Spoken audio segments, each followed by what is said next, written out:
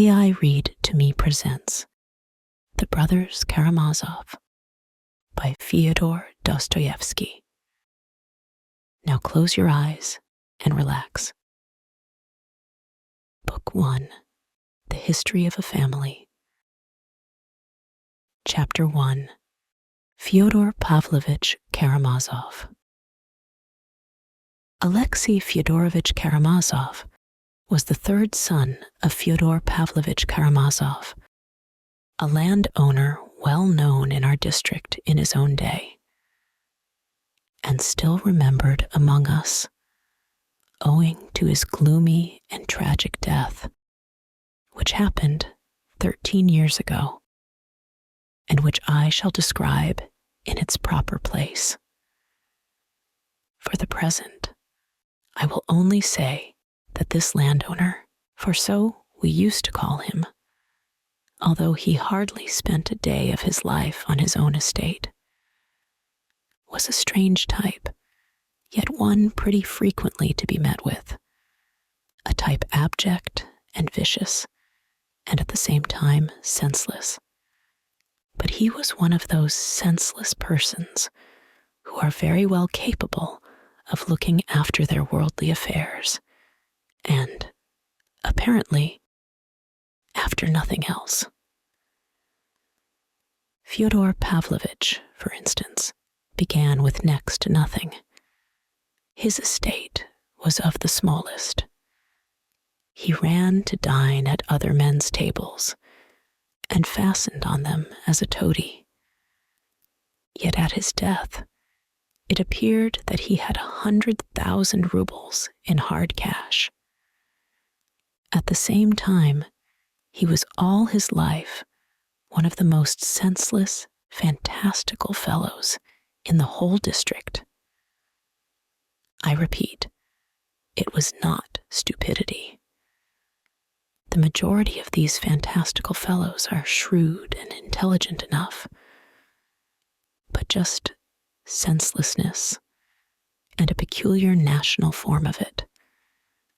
He was married twice and had 3 sons, the eldest, Dmitri, by his first wife, and 2, Ivan and Alexei, by his second. Fyodor Pavlovich's first wife, Adelaida Ivanovna, belonged to a fairly rich and distinguished noble family, also landowners in our district, the Musovs.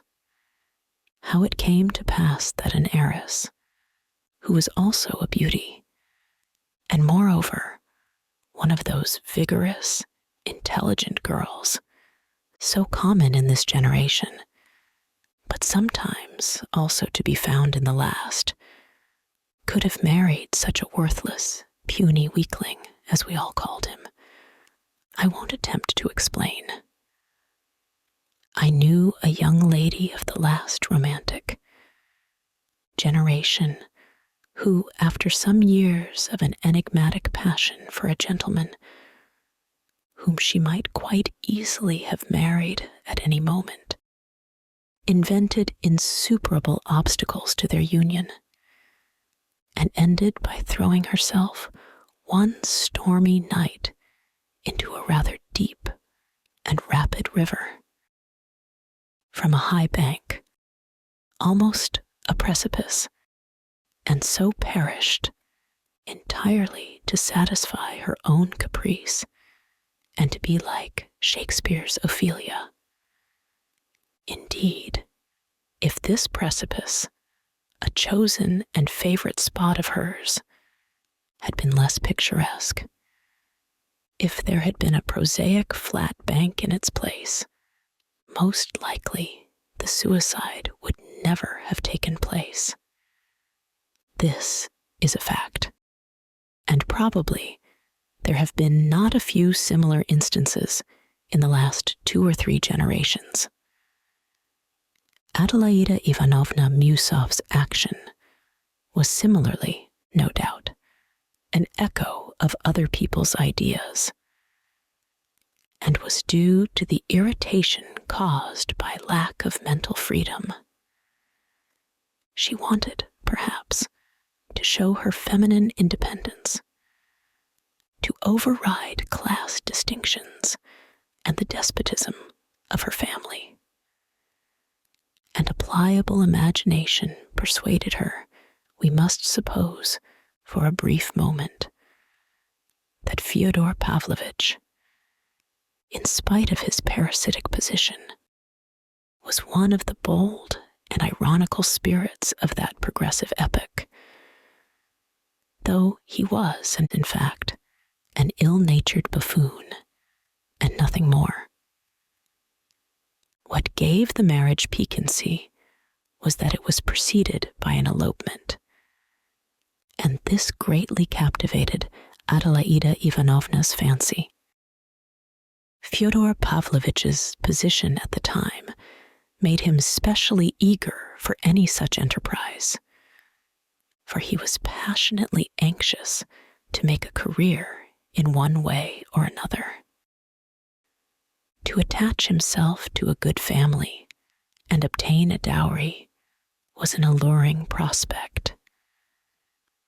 As for mutual love, it did not exist apparently, either in the bride or in him, in spite of Adelaida Ivanovna's beauty. This was, perhaps, a unique case of the kind in the life of Fyodor Pavlovitch, who was always of a voluptuous temper and ready to run after any petticoat on the slightest encouragement. She seems to have been the only woman who made no particular appeal to his senses. Immediately after the elopement, Adelaida Ivanovna discerned in a flash that she had no feeling for her husband but contempt. The marriage, accordingly, showed itself in its true colors with extraordinary rapidity. Although the family accepted the event pretty quickly and apportioned the runaway bride her dowry, the husband and wife began to lead a most disorderly life, and there were everlasting scenes between them.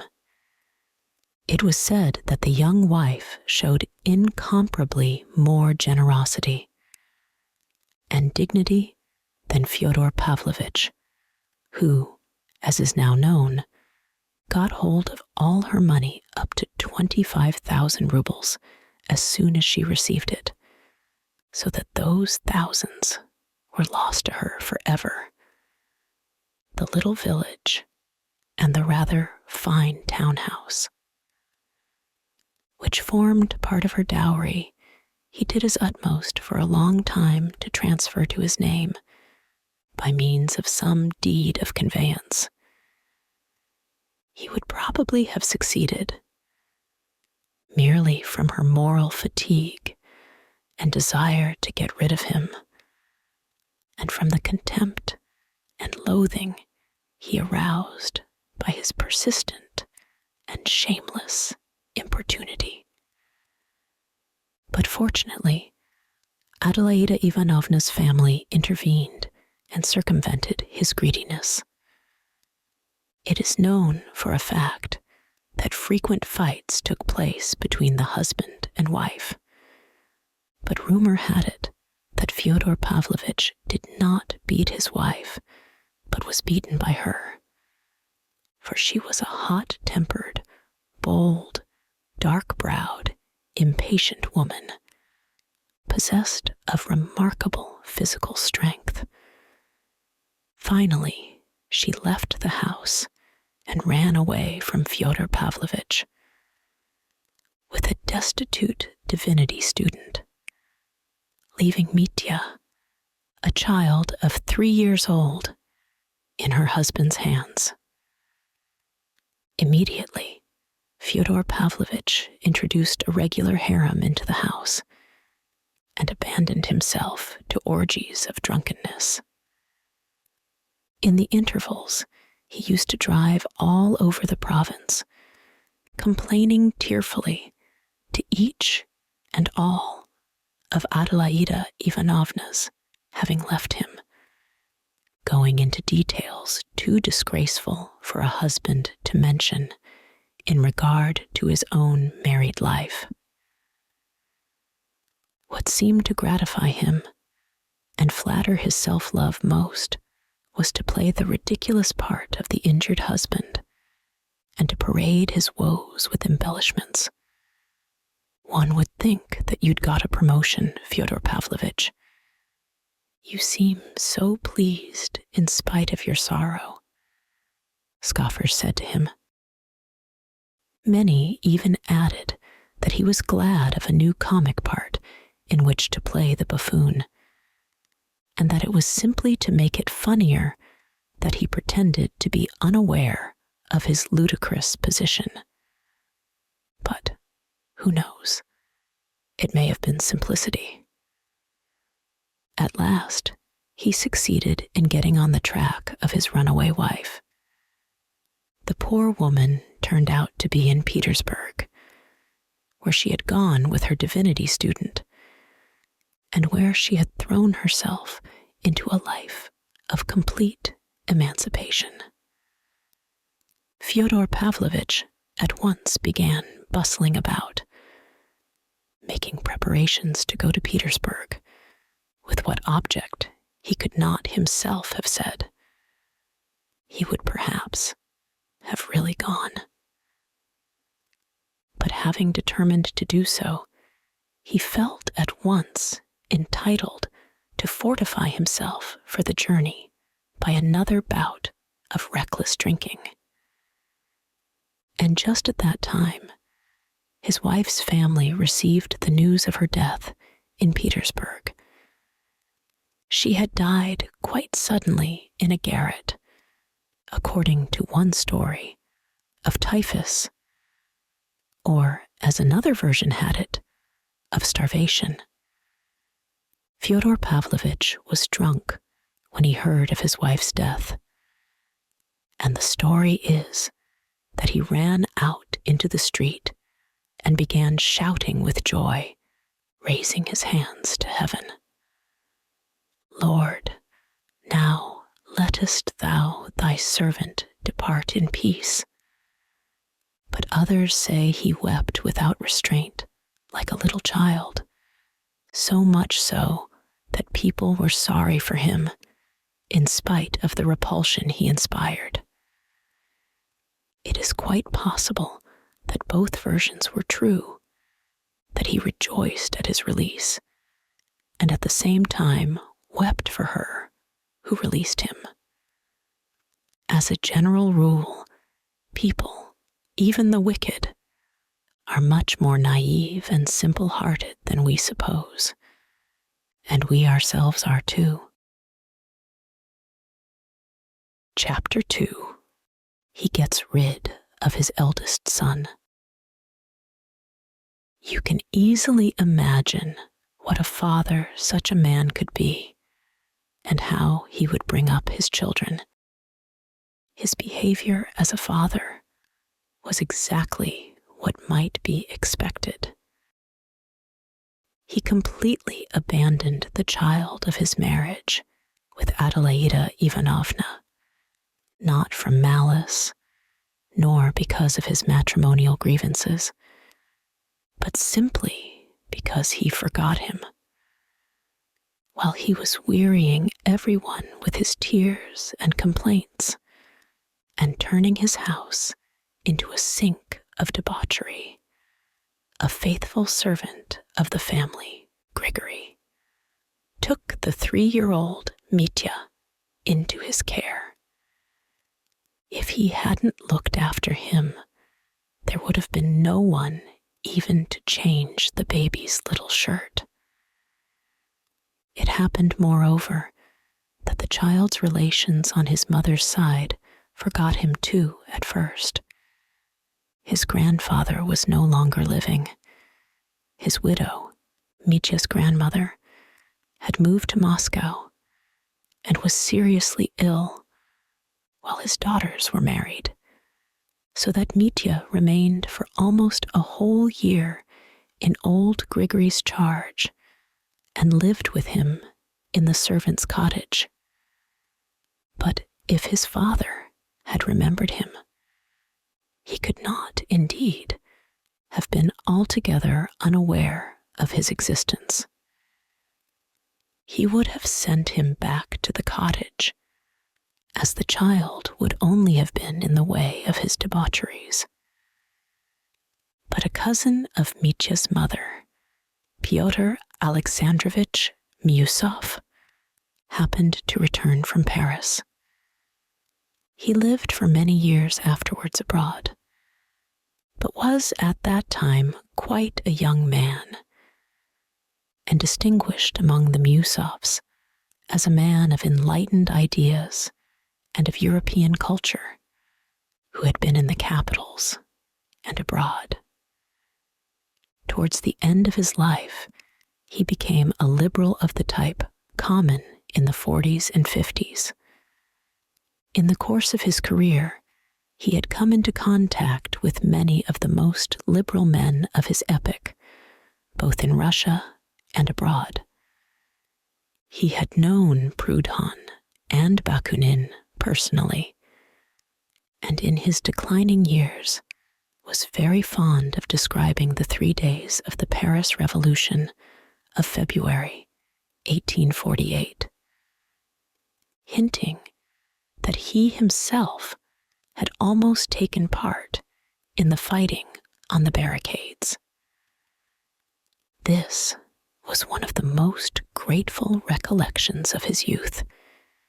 He had an independent property of about 1,000 souls, to reckon in the old style.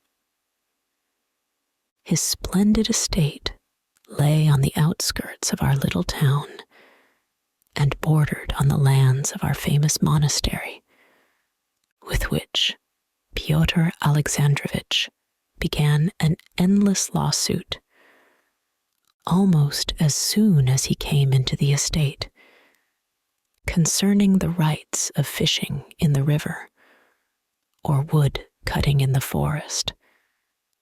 I don't know exactly which. He regarded it as his duty as a citizen and a man of culture to open an attack upon the clericals. Hearing all about Adelaida Ivanovna, whom he, of course, remembered, and in whom he had at one time been interested, and learning of the existence of Mitya, he intervened in spite of all his youthful indignation and contempt for Fyodor Pavlovitch. He made the latter's acquaintance for the first time and told him directly that he wished to undertake the child's education. He used long afterwards to tell as a characteristic touch that when he began to speak of Mitya, Fyodor Pavlovitch looked for some time as though he did not understand what child he was talking about, and even as though he was surprised to hear that he had a little son in the house. The story may have been exaggerated, yet it must have been something like the truth. Fyodor Pavlovitch was all his life fond of acting, of suddenly playing an unexpected part, sometimes without any motive for doing so, and even to his own direct disadvantage, as, for instance, in the present case. This habit, however, is characteristic of a very great number of people, some of them very clever ones, not like Fyodor Pavlovitch. Pyotr Alexandrovich carried the business through vigorously and was appointed with Fyodor Pavlovitch joint guardian of the child, who had a small property, a house and land, left him by his mother. Mitya did, in fact, pass into this cousin's keeping, as the latter had no family of his own, and after securing the revenues of his estates, was in haste to return at once to Paris, he left the boy in charge of one of his cousins, a lady living in Moscow. It came to pass that settling permanently in Paris, he too forgot the child, especially when the Revolution of February broke out, making an impression on his mind that he remembered all the rest of his life. The Moscow lady died, and Mitya passed into the care of one of her married daughters. I believe he changed his home a fourth time later on. I won't enlarge upon that now, as I shall have much to tell later of Fyodor Pavlovitch's firstborn, and must confine myself now to the most essential facts about him, without which I could not begin my story.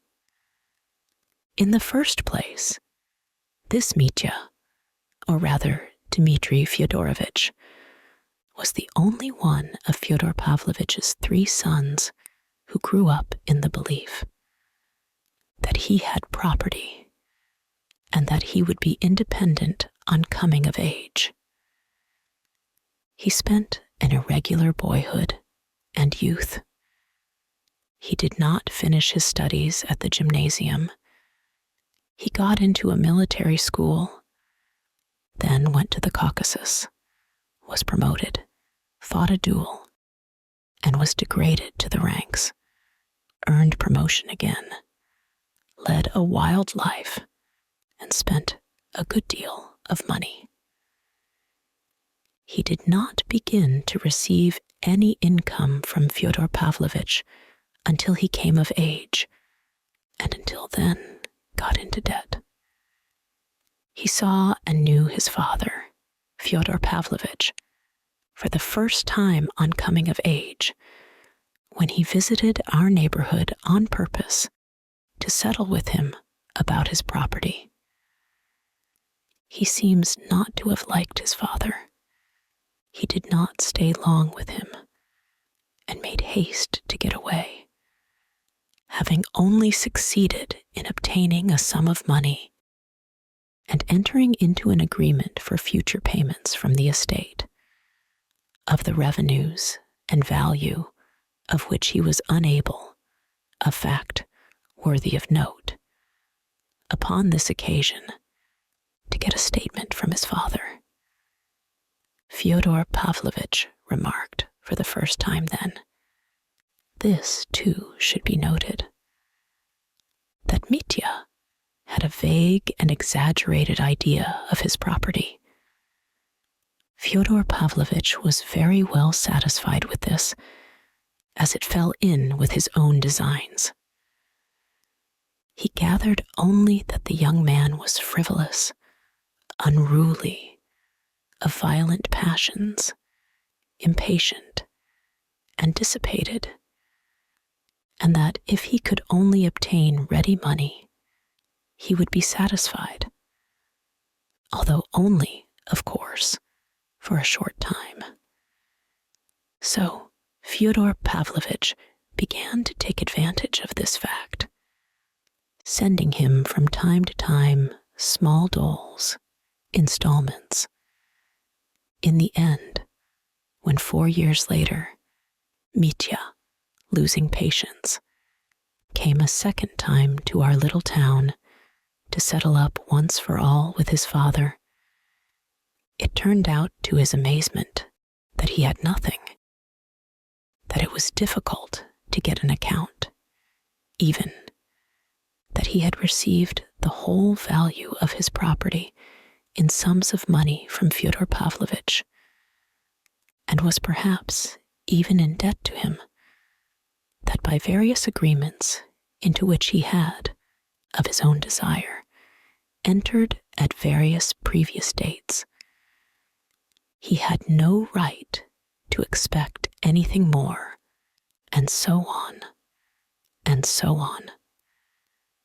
The young man was overwhelmed, suspected deceit and cheating, and was almost beside himself. And indeed, this circumstance led to the catastrophe, the account of which forms the subject of my first introductory story, or rather, the external side of it.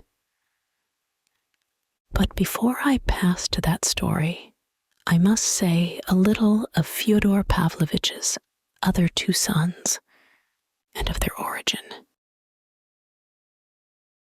This concludes this reading of The Brothers Karamazov by Fyodor Dostoevsky.